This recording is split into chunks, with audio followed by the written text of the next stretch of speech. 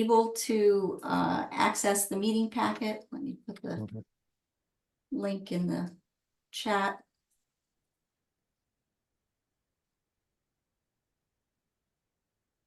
I think today, because with the exception of Heather, who I'm introducing right now, she's the person who has been working with us to develop the website that we're taking the information from the old website to the new, to what the new website will be for the BHC in this phase.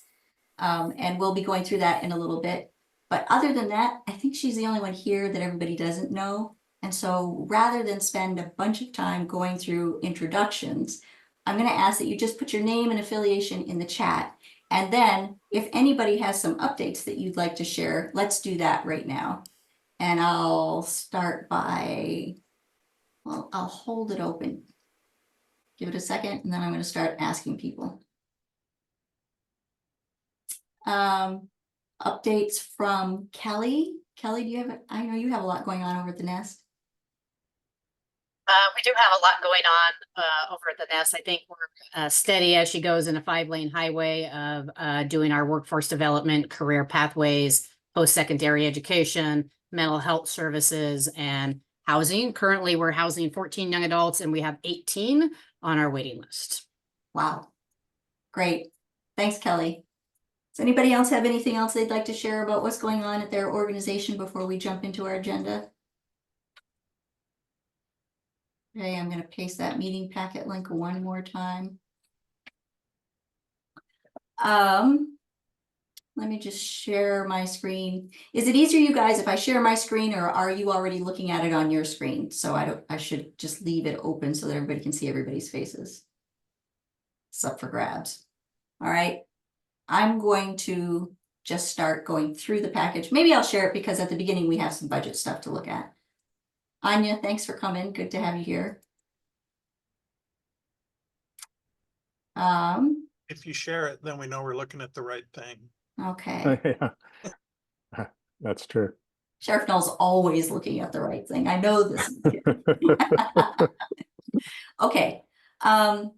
Today we're going to spend the first hour or less, if that's possible, focusing on just the consortium related updates and content that you see here, all of these different items that we want to update you on.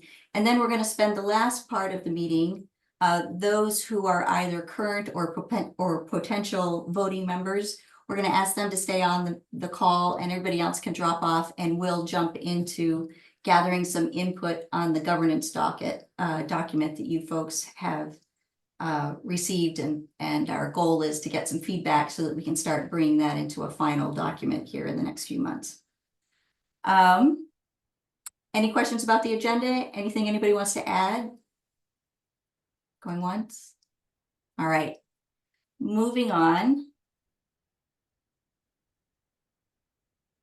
I wanted to give everybody a sense of the opioid settlement funds that we've received to date and how we sort of budgeted out over a year. And this is sort of a very high level view. You'll see this is the next slide in your packet. And then the following slide just goes into more detail so that you can see everything that's been spent to date and what we have projected through the rest of this year for the total of $96,326 that we received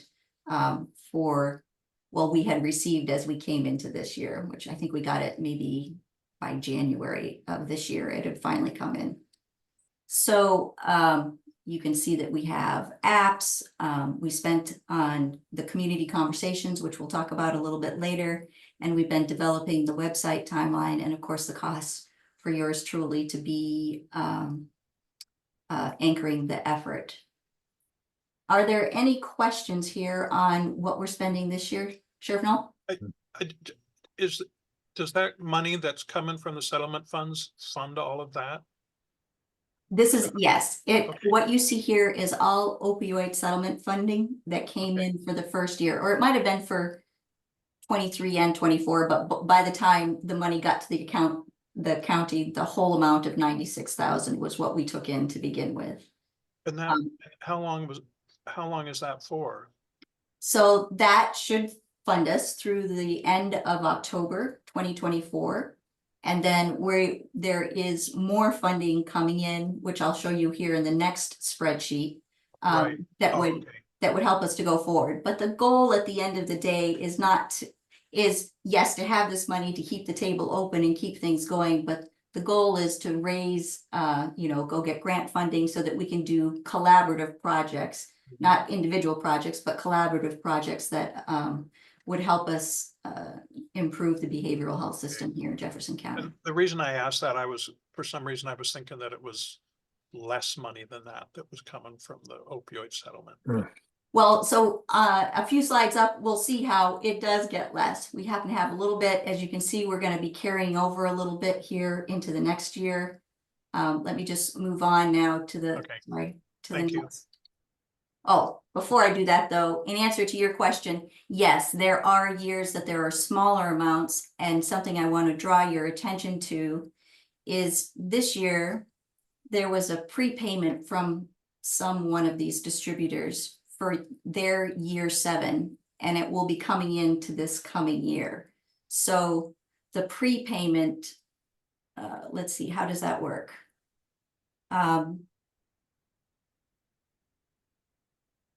The prepayment is a $19,770. It will be added to what we're going to receive this year, which was originally scheduled to be about $45,000. So those two together give us the $65,000. Subtract the 10% because the Opioid Abatement Committee gets their 10%, and this is what we expect to have coming in next year. Okay. That amount, that same 19,000, is going to get subtracted from the year 2028, the year that they prepaid from, and will net us this amount that we expect to have coming in that year. So you can see the amounts kind of go all over the place, and because one distributor did a prepayment, I guess there's nothing to stop somebody else from doing another prepayment, and I don't even know what other unknowns might affect that money. So while we have here what we think is a list of what will come in, I think that it's subject to evolve. And so one of the best things we can do is be sure that we get funding for our projects from other places so that we can really make this an active table that's doing good work and not just scrambling to make it off of unsure funding. But the beauty of this funding is it does give us something every year. And I'm grateful to have it, grateful that the county. Well, thanks. And looking at that little graph you had there, for some reason I don't know why it was burned in my mind, but that 36,000 and. Oh, in 2028? No, 2023. Oh, and I was. yes. And I what was we thinking, ended I up wonder how long getting, that will last. What's that? what we ended up getting was the 70,000 and the 36 minus the 10% for the Opioid Action Committee. That's what we started off this year with. Okay. Does that make sense? I don't know if it makes sense, but I trust you. And, yeah, I was glad to see that it was so much on one of your first slides. So I thought maybe money was coming from somewhere else. I'm grateful too, because especially right now, there's a lot of work in trying to get this thing up and going, in its new iteration. And so, if we need to cut back on my time or whatever in the future, it'll be a better time to do that. Lori, you have a note up here already, but the Behavioral Health Advisory Committee has issued the RFPs, and you have a note here about that. And so those are out, and they're due to be returned later this month, and then the subcommittee will be meeting in early September to review those RFPs. That's great. Thank you, Patrick. I did include, as you said, a slide on that so that everybody can get the link straight to it. Thanks. Yeah, I would encourage everybody to take a look at that from their respective organizations. And if you didn't get an RFP, contact Anna McHenry at the Health Department if you might be interested. Thank you, Patrick. So going on then to next year, what you'll see is the carryover, the 19,646 that you saw at the end of the last, at the sheet ending in October 2024. We'd be adding in that 58,000 that you saw. And this is it's a budget of how it would go. And we would keep you up to date, or we will keep you up to date as we get into actuals going into the new year. Any questions on this? Sheriff Null? No, I'm good. Thanks. All right. Okay, moving on. To give you a sense of what we're planning to do with all of that funding is we're working right now to build that organizational infrastructure. One of the things that needs to happen is to get a governance set up and ratified amongst the voting members. We want to look at who we have for the BHC members and recruit where's needed at this. As we ratify this new governance, it'll be a time that we'll really look at how are we recruiting, who do we want, how do we want to make the process happen, what is our decision making. So there's a lot of that that's that the current voting members and potential new voting members will be looking at in the last part of this meeting. We know that we want to develop and institute some sort of an MOU that structures how the BHC and the BHAC will work together going forward. We want to take the insights that were gathered at the BHAC's planning meeting and conduct a strategic planning around that. We'll talk about that a little bit more later. And we want to complete the build out and maintenance of the jeffcobhc.org website, which Heather is working with us on here over the past couple of months. And then in general, the idea of the BHC initiatives is that we'll be providing leadership planning and communication or coordination for our county's prevention, treatment, and recovery approach. And we all know that while we talk about opioids specifically, mental health is very much a braided challenge in this. And so when I think about behavioral health, I think of both substance use and the mental health side of things. So of course, then we want to pursue funding so that we can work on collaborative projects that we will have identified, ideally out of, some of what we saw at the BHAC. We'll look at everything that came out of that planning session and ask ourselves, what is the priority that we as a group thinks needs to be addressed, and move on from there. And then, of course, we started with our other funding. One of the things that we started was to continue community conversations, or we started having them, and I'd like to see us continue those because I think there was some good stuff that came out of them. And I think the opportunity to sit down at a table that has a diverse realm of stakeholders and have real conversations, it yielded, as you'll see in some of our slides, some really interesting conversations that I don't think you could just go out and train on. The conversation needs to make it happen organically. Any questions on that before I move on? All right, quiet group today. In terms of funding, there was a group that went after the it's Rural Health Network Development Program Planning Grant. That was something that we went after in January. We found out that we were not approved. It was not because we didn't get a great score, because we did get a great score. I think we got like 97 or something. Oh, wow. It was unclear, really. I think they just had a horde of people apply for that funding, and we, for whatever reason, didn't make it. But what I am excited about is we defined a really clear project and approach and budget for it. We are all set with having that all written. It would be easy to go after other funding using this project. That I want to thank Dunya, who thought a lot about how it should be put together, Dr. Carlbaum, the EMS Council, and Discovery Behavioral Health. So going forward, we'll be looking for a place that is willing to fund that work.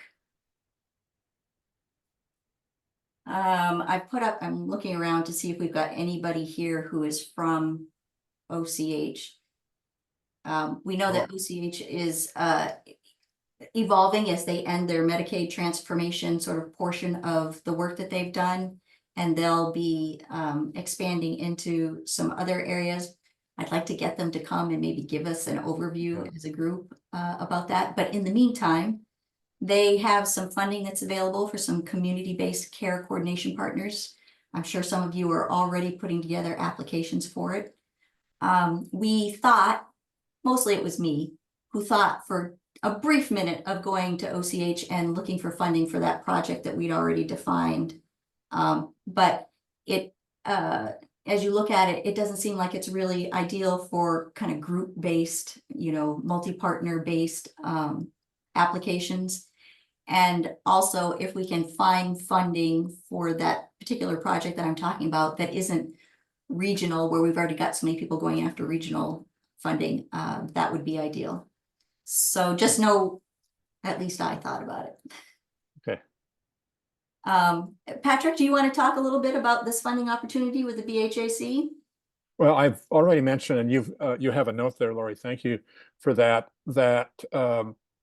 Of course, the funds that we've been talking about have gone to the Behavioral Health Consortium, and then there's a significant amount of money from the opiate settlement that will be available on an RFP basis to address individuals affected, of course, by the use of opiates. And those RFPs have gone out. I don't remember off the top of my head how much money there actually is. It varies from year to year, of course, but we met, the Behavioral Health Advisory Committee met a couple of weeks ago and worked a little bit on the RFPs, which have gone out. I'm trying to remember when they're due, probably about the end of the month. I think I have those dates correctly. And any organization that wishes to and has the capacity to address treatment opportunities for opiate addiction are certainly welcome to apply. We anticipate that many of the organizations that already receive, I shouldn't say that, I don't know that. I was going to say that a number of the organizations that already receive money from the 1/10 of 1% may apply for the opiate funding as well, and which would be great. We're looking for creative and perhaps some new organizations that would like to apply. We have a really good group of folks. Jim's group is part of that, and Gabby's, and a number of other organizations that many of you are familiar with already that will make the application. Now, please be aware that the opiate settlement funds are apart from the 1/10 of 1%, and we'll be looking at capacity and new programs and things like that. So if organizations are already receiving the 1/10 of 1%, that will not be affected by the opiate funds should they apply for and receive those funds, and they'll be tracked separately as well. And I'm not sure what else I can add to that. I'm trying to see if there's anybody else here in the behavioral health. Right? Oh, go ahead. I want to clarify that I think the amount for the opioid settlement is somewhere around 168,000 maybe this year. That sounds right. That's available. And I also want to clarify that what you see on your screen now in terms of a funding opportunity, that is for the 1/10 of 1% funding, which is different than the 168,000, which at some point there will be an RFP, I'm sure, that goes out on. But that is not what you've got that you're looking at right here. That's right. This is 1/10 of 1%, and it's due on August 21st. And I can't remember if they have a call or not, but check out these links. And if there is a call, I'm sure I'll be on it. Yeah, that's been typical of what we've done, and Anna McHenry will set up that call for interested parties or any of the RFP recipients and others that want to be part of that discussion. Perfect. Thanks, Patrick. Mm-hmm. Any other questions? Go ahead. I got a quick. So I just want to clarify. So the opioid money, that's going to be a separate RFP, right, Patrick? That's correct. Different? Okay. Yes. Do you have any idea when they're going to send that out?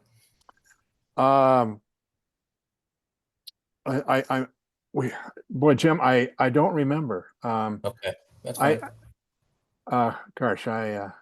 Sorry, I should know that, but I don't. No worries. We can find that out, and I'll email folks. Okay. As we learn the details on that. Now, remember that 1/10 of 1% funds are on a 2-year cycle. So when we meet and host or take a look at the RFPs and then issue contracts, that'll be through what? Let's see, Jim, what would that be? 25, 26, I guess. Yep. Great. Fiscal year 25, fiscal year 26. Mm-hmm. Right. Yeah. Calendar year, I guess, Yeah. Exactly. On the county's fiscal years. Other questions on that? Okay, moving on. I've been very lucky to be working with Heather Moore Davies, who is a website design brand coach person who lives right here in Port Townsend. So I'm happy that our funding is supporting local business. And I've asked her to come today and sort of give you an overview of what it is we are putting together to host the BHC's work going forward. Heather, I'm going to say, go ahead, share your screen. Yeah, Take it away. I will do that. Let me pull that up. Great to meet you all, and yeah, happy to unveil what we've been working on. So we worked on some new branding to sort of show the integration of all the different partners. Taking this kind of teardrop design and pulling it into a very integrated and soothing colored logo. The BHC initials are in the main logo, and then Behavioral Health Consortium of Jefferson County is part of the kind of larger branding. This would be the homepage. So a menu at the top with the mission, about the members and funding, community resources, having a dynamic CMS that pulls in all of the previous websites information with basic needs in housing, child advocacy, all of the various categories that you can just jump in. Let me Work jump in and here. projects. Sorry, let me jump in here on the community resources. And some of you may remember we had on our old website, we had PDFs divided into these different categories and a listing of all of the resources that were relevant to that topic. And the resource was hyperlinked to the actual website. So it wasn't information that we maintained. We only maintained the name and the link to their website, and they did the update. And oh, sorry. Yes, go ahead. Heather's showing you.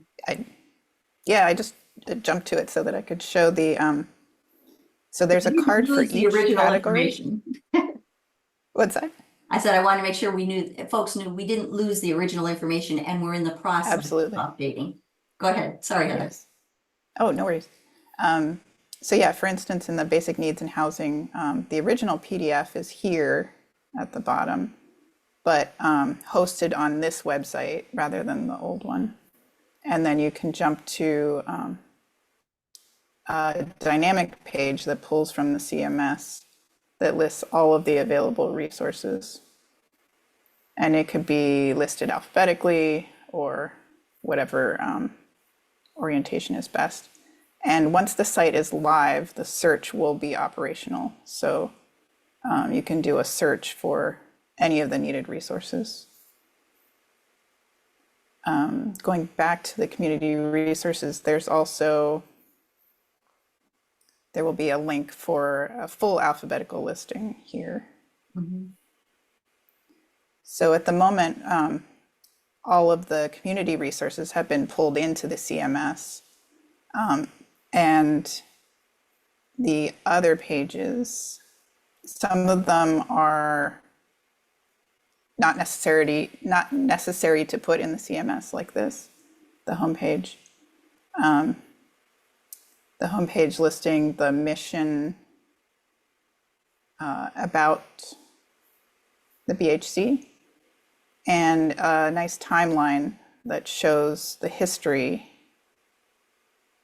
and how things have developed to the present. And then a little bit about funding. This graphic will be updated. Actually, there's a lot in here, narrative-wise and graphic-wise, that will be updated, but you can see that we've at least got the rooms built.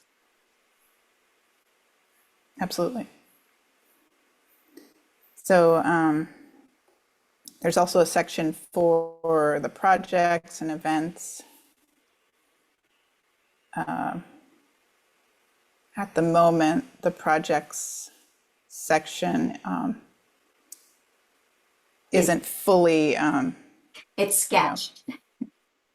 yeah, it's a sketch at the moment, but it lists the projects and in order of priority.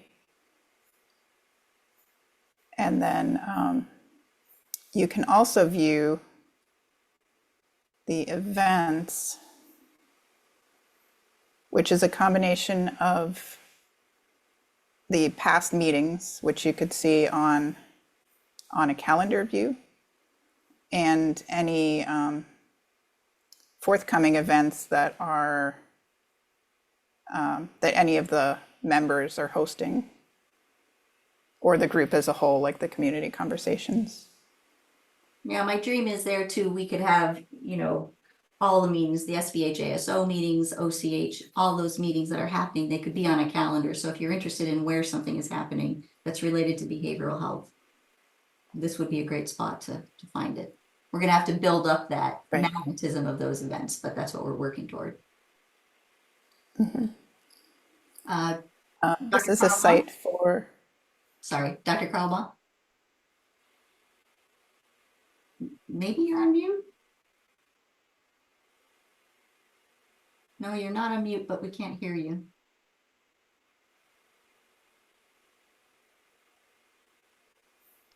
How about now? There you go. oh, now Um, we can. great work. Were you you. envisioning, Lori, a layered website so that there's a public portion of it and then a BHC member portion of it so that you could have ongoing projects or collaboration, or like the Padlet could live there, or certain meetings that really, frankly, aren't public meetings because they're QI focused meetings could live in that sort of password protected part of the website? Yes, that We are is, thinking- here's a placeholder for that. There's a section where you can create a profile, log into your account, and ideally we will have a section for any, excuse me, any collaboration discussions. So there's a forum that we could add here. Things like that, where you can have a continuing conversation. So yes, this is not in the first phase. This is in, you know, a sort of Next second get a update. grant phase. But yes, good question. So the who we are section lists the members. And this graphic will be updated in the new branding style. And then the director, and then the governance and approach sections are in progress.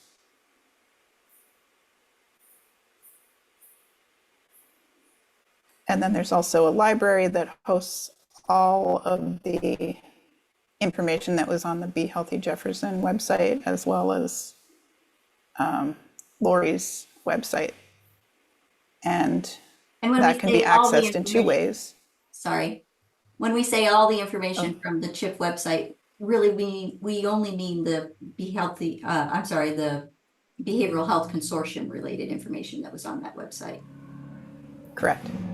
But the good news is we've got all of that history here, and we'll make it much more organized than what you see right now.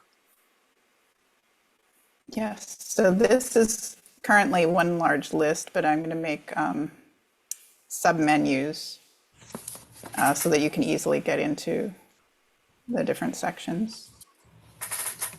And the projects section is an alternate way of accessing some of this information.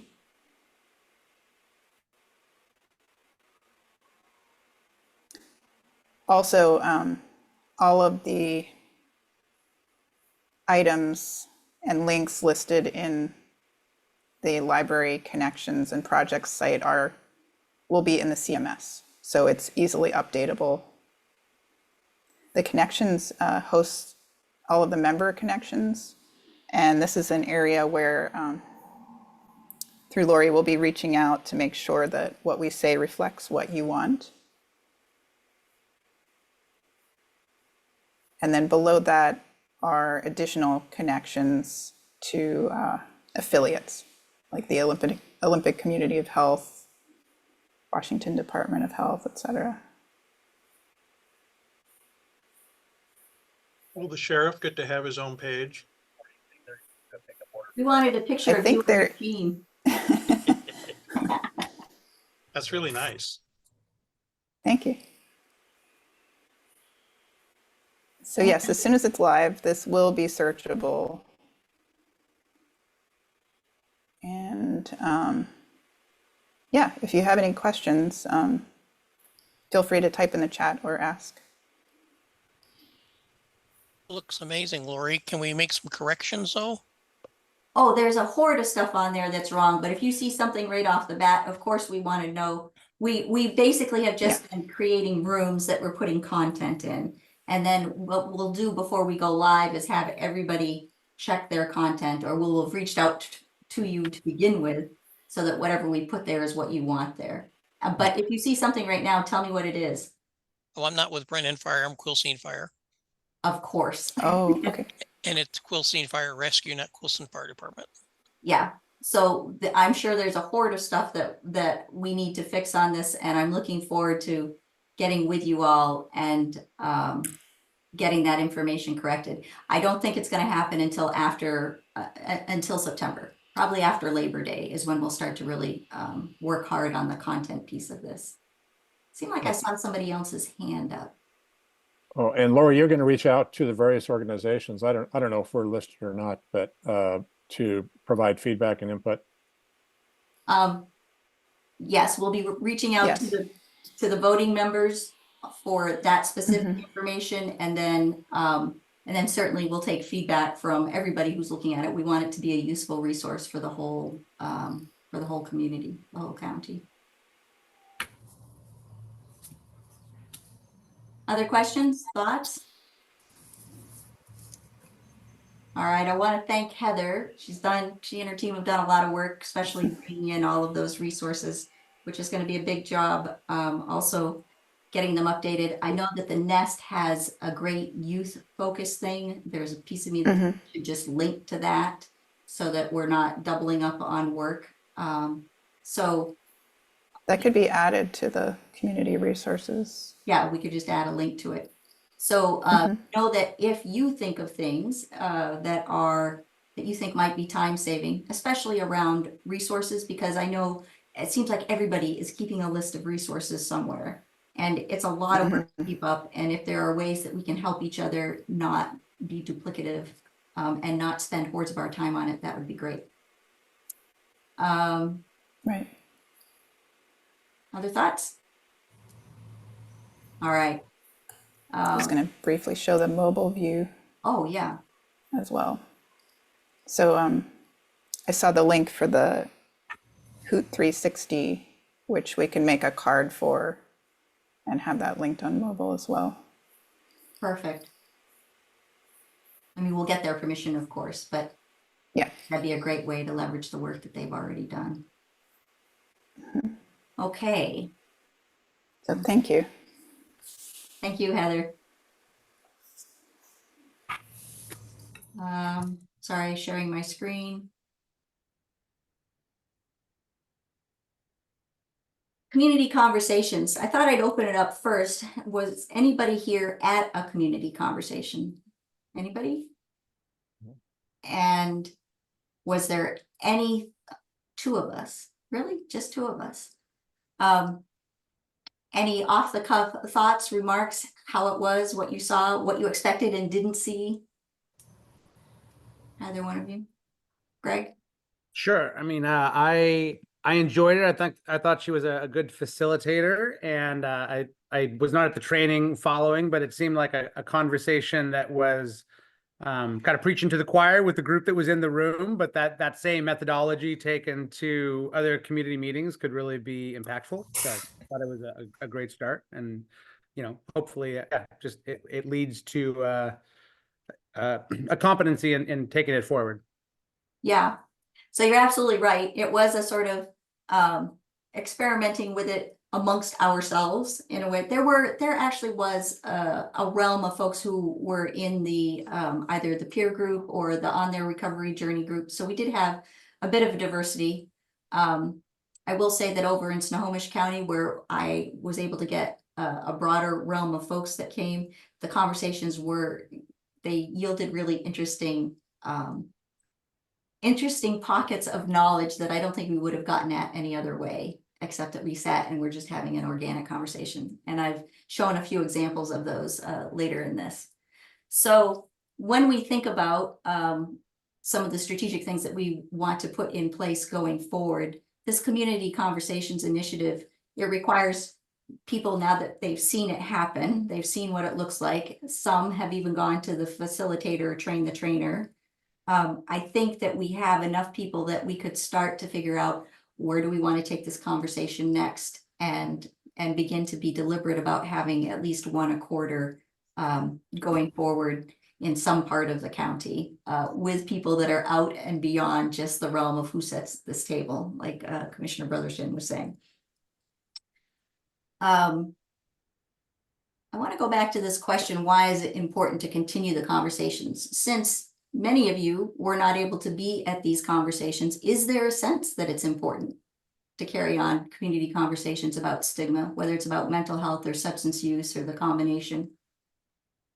Well, Lori, it's obvious, absolutely. And I think what the challenge, of course, is to reach out into the community, more extensive outreach. Everybody here has expert knowledge of all this, but trying to reach farther into the community, I think, is the challenge. So here's what I would submit. If we model that this is important, we in this room model that it's important, like I appreciate Commissioner Brotherton did and others, I think that we're going to have an easier time of getting people than just going out and saying, you should do this.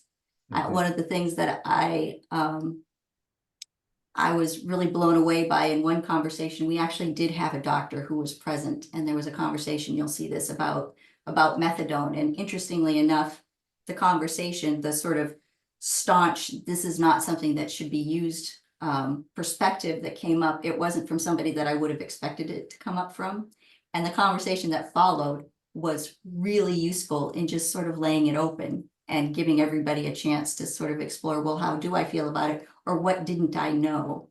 And to have those conversations, you need both someone who knows what's what, who understands from a medical perspective, and you need the realm of people, both those who maybe did their journey, but it was several years ago and it was based on an abstinence model.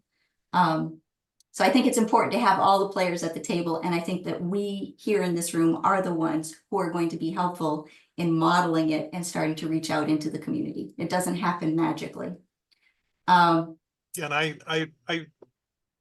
was at, I don't forget what it was, but one of the early trainings or introductions or whatever. And that, like Patrick said, that was something I thought was, how do you get this information out to more people? So much of what we do, I always think that the general public never experiences any of the things that we all see and deal with. And I think everything's okay to a certain degree. But yeah, how do you? Right. Does your Rotary Club ever have this conversation, ever sit down and have them listen to? Right. Yeah. Yeah. Okay. So quickly, these upcoming slides here, I'm not going to go all the way through, but I just wanted to give people a sense, and I have to write a final report, so it was already written, so I threw it in the packet.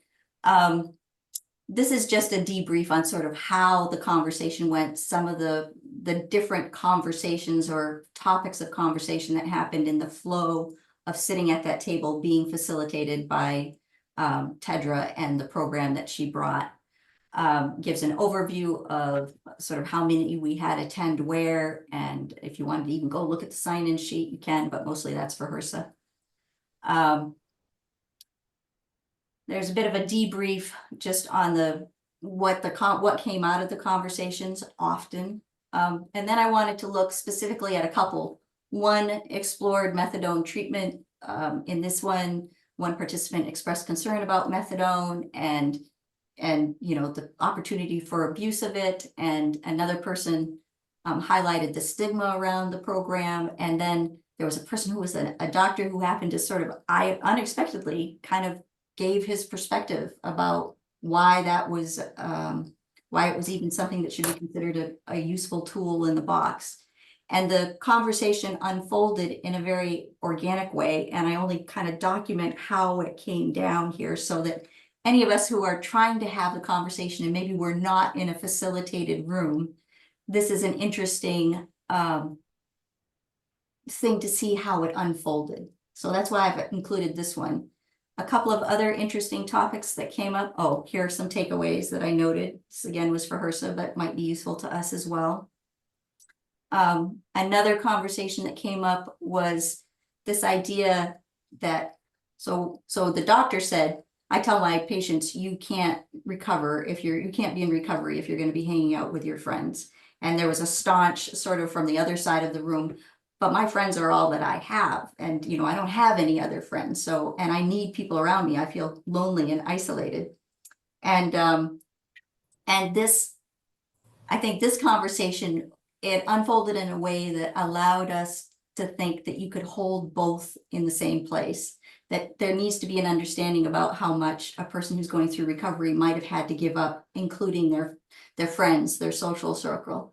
And it might also be true that it isn't good if you're trying to get through recovery to be hanging out with the same people that you were, you know, doing drugs with. And so that's, again, a flow of conversation that happened that might be interesting to look at as we're thinking about how we have our own conversations on these topics with people who aren't always sitting at tables like this and hearing the things that we hear. Those are some key takeaways.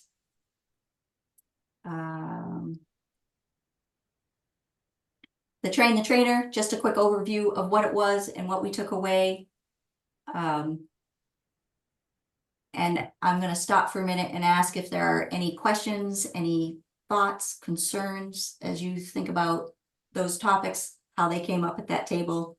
Does it concern you that they might come up? Are you excited that they're coming up?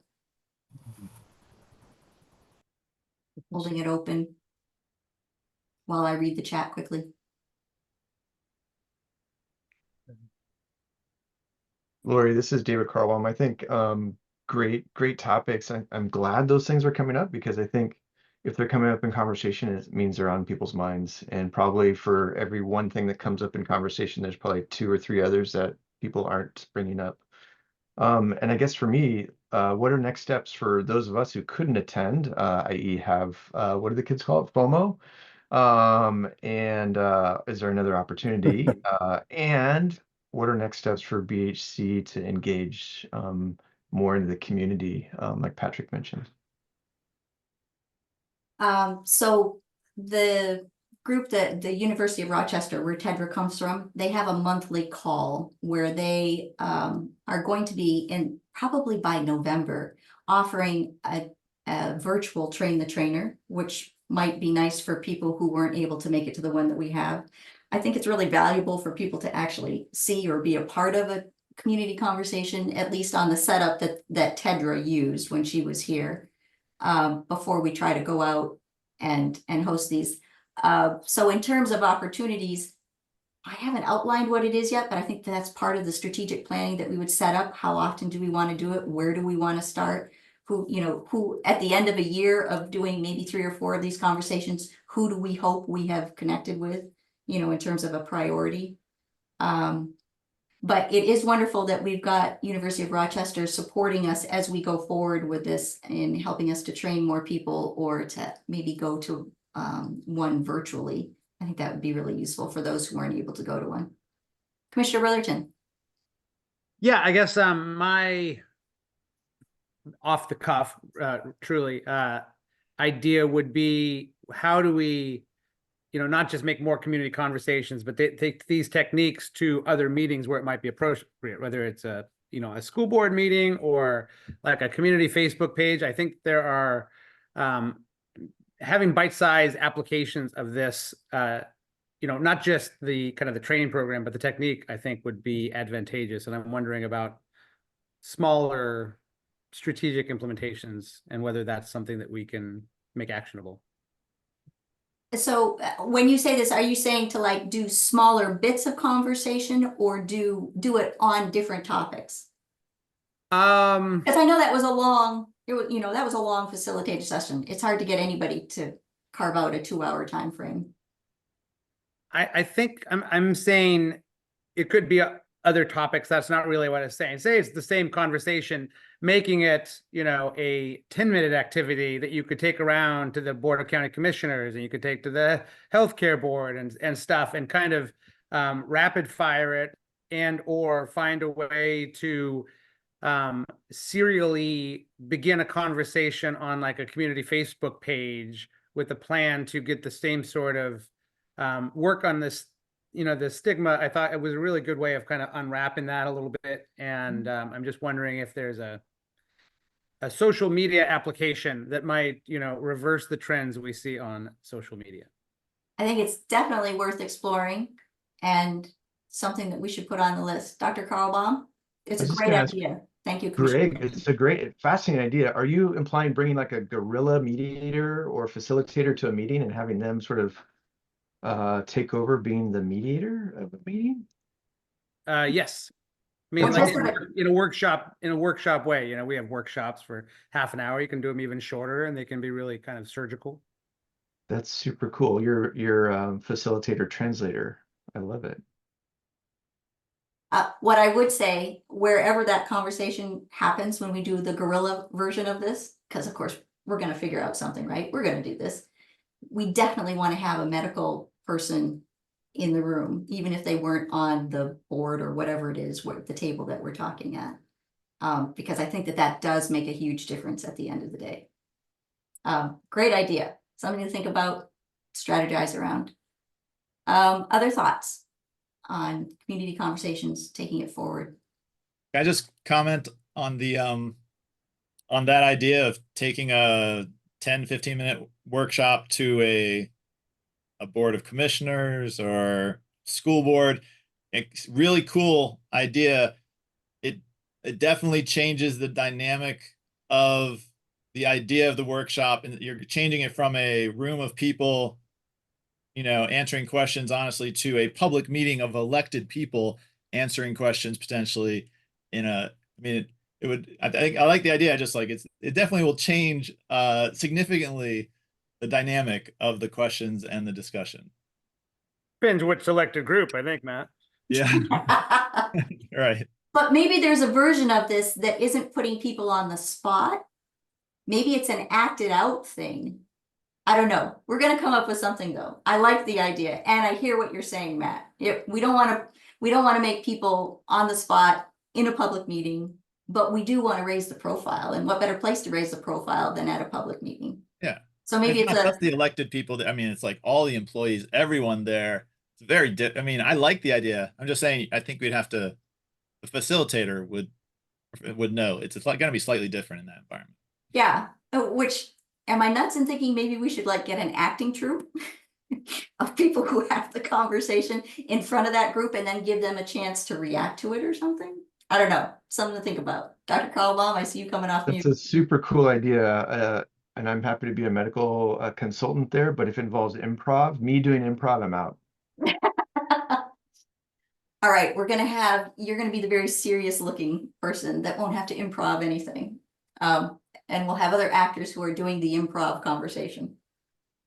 All right, something to think about. Oh, Dave, how's it going? How are you?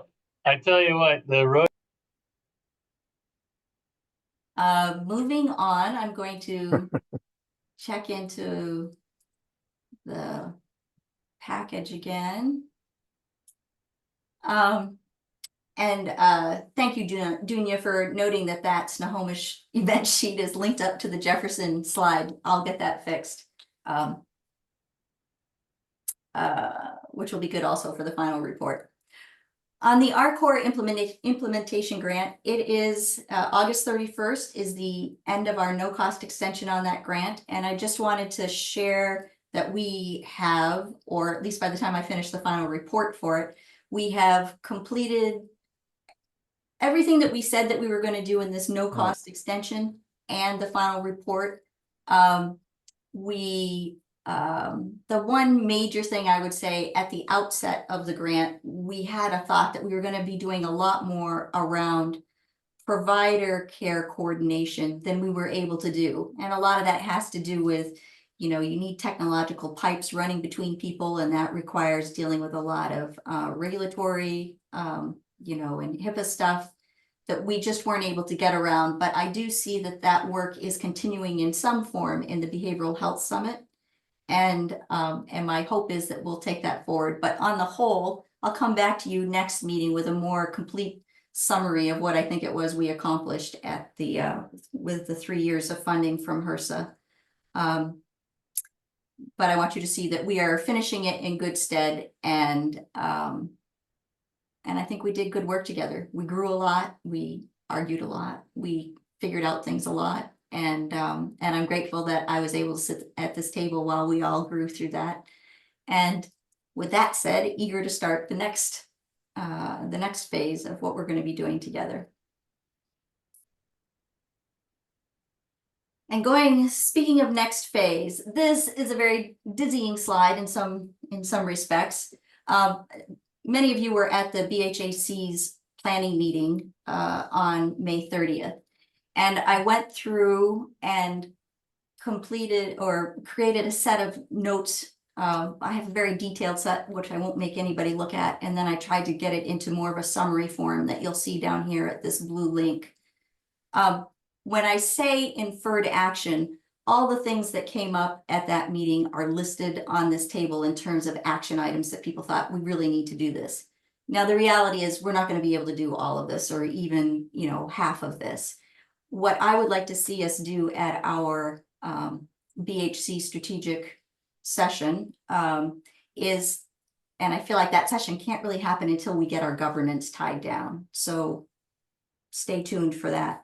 But I think it would make sense for us to look at this and say, of this, those of us at this table, thinking not as our individual agencies, but as a collaborative looking at the behavioral health system, what takes the priority, or what combination of these things, or what aspect of these things takes the priority, and then begin to build a strategic plan around that.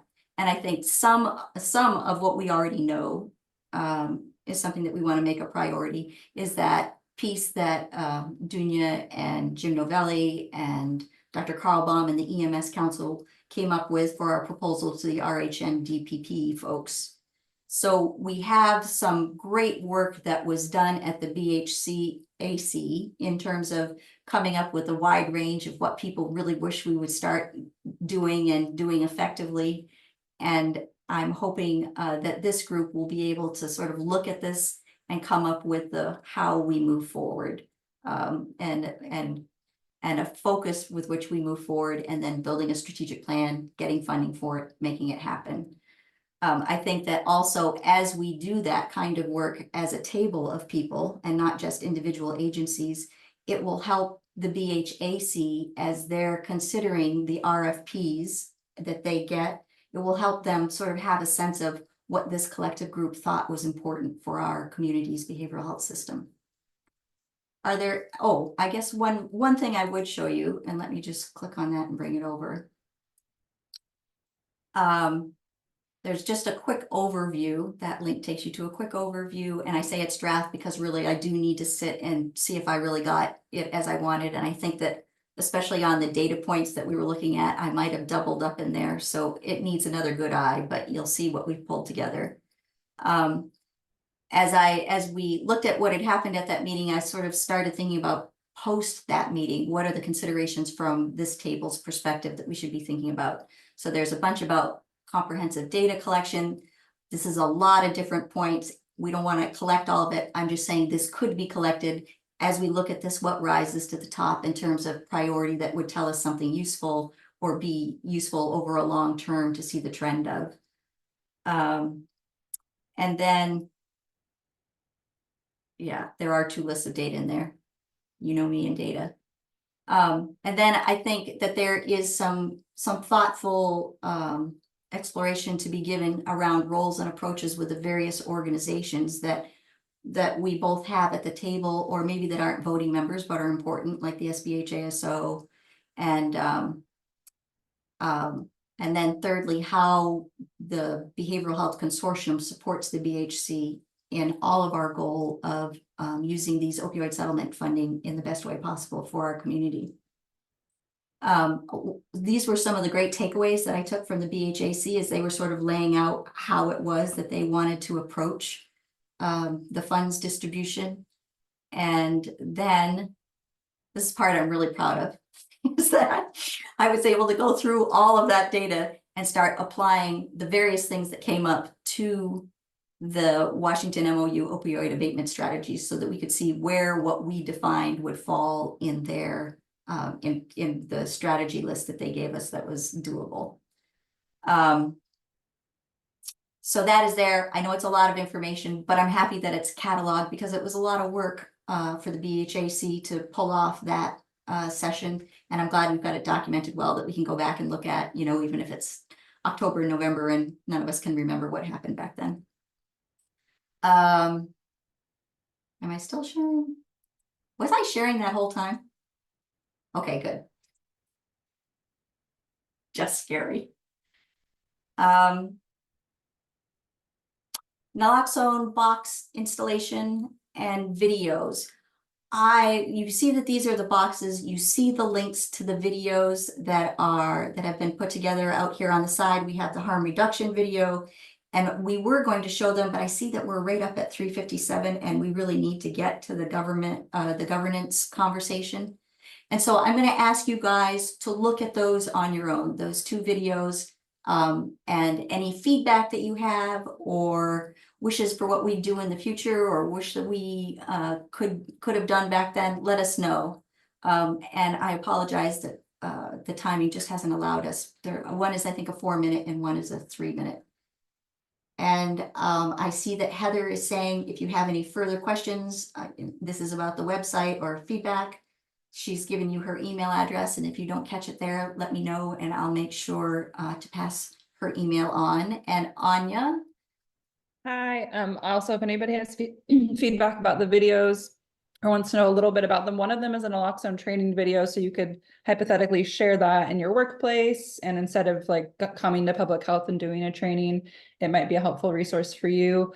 I also wanted to share that some people in this room, including Discovery Behavioral Health and Believe in Recovery, and the LEAD program, and OWL 360, the Nest, and probably other people I'm not mentioning, are collaborating on an Overdose Awareness Day event on August 31st. I'm going to put a link in the chat to a draft of a poster about the event, but the event is Saturday the 31st. It will be from 11 to 1 at the Nest, and then there will be a memorial walk down to Recovery Cafe and lunch there at 2. And it's free and open to the public. If more folks are interested in participating or tabling or having a presence at the event, please reach out to me or Kelly. Probably would be the best 2 people to reach out to, and we can connect you to the event. And when we have a final version of the poster, I'll send that around. I'll have Lori send that around, and please help promote the event and share it in your community and in your social media and things like that. So thank you. Thank you, Anya. Dr. Karlbaum? Anya, who owns the ArcGIS map for Jefferson County naloxone boxes? There's 2 boxes at Discovery Behavioral Healthcare that aren't on that map. Oh, I'll update it. Liz on my communications team did it, and it's brand new and just got up there. So yeah, if there are more boxes that aren't on there that we don't know about, please let me know. I can get Cool, those.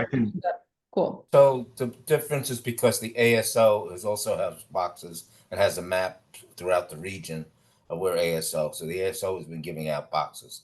So Yeah, I boxes haven't from their the boxes ASO. up yet, so that's Yeah. good. No, I'll connect Liz and the county GIS person who worked on that map and make sure that as ASO is adding theirs, that we're updating ours. And we also still have more boxes, so if folks are interested in them, let me know and we can get one of those to your organization. And you'll notice we have the links for both SBH ASO's naloxone box location. We have the link for that as well as the Jefferson County.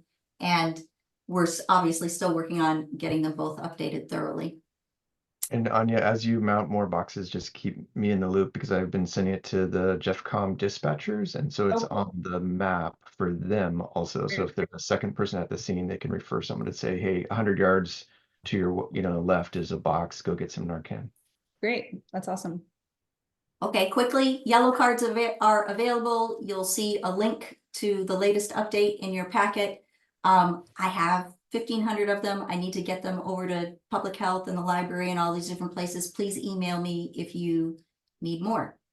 And these are updated, so maybe you don't use the old ones and you refresh your supply with these new ones. Other questions and thoughts before I let folks drop off who are not going to be part of the governance conversation? All right. Thank you all for coming, and we'll move now into the governance conversation. Thank you so much, Heather. Appreciate it. Thank you. Bye. Laurie, Yes. with Apple being gone, do you want me to stay on or jump off? I'm comfortable with you staying. Is anybody else? I think you'll be able to. It will help. I think it will help Apple, who is the voting person, to sort of have a sense of how the conversation went. I mean, I'll do